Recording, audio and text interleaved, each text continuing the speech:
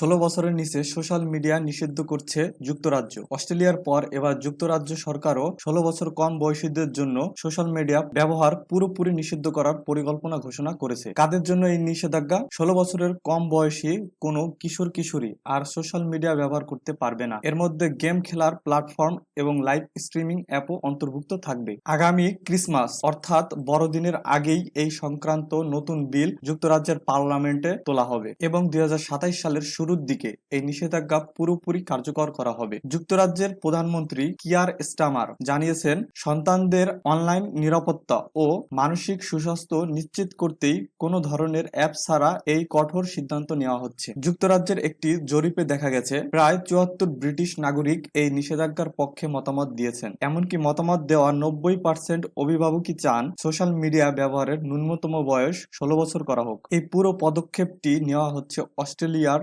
Model অনুসরণ করে, যেখানে গত ডিসেম্বরেই এমন আইন কার্যকর করা হয়েছে। আপনার মতামত কি? আমাদের দেশেও কি বাচ্চাদের সুরক্ষায় সোশ্যাল মিডিয়া ব্যবহারের ক্ষেত্রে এমন কোনো নির্দিষ্ট বয়স সীমা বা কঠোর নিয়ম থাকা উচিত, নাকি প্রযুক্তির এই যুগে এটি তাদের পিছিয়ে দেবে? আপনার যুক্তিপূর্ণ মতামত কমেন্টে অবশ্যই জানান আর ফলো করুন টেক উইথ নিলয়।